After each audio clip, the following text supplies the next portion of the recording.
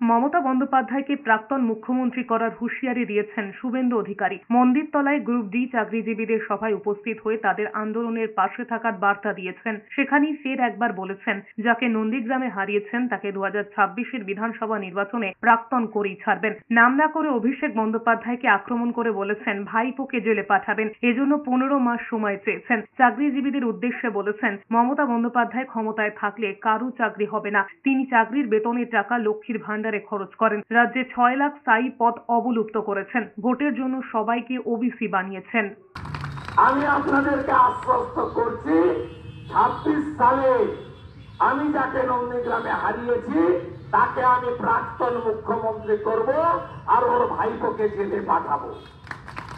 আমি আপনাদেরকে কথা দিয়ে যাচ্ছি, আমার কথা রেকর্ড করে রাখুন।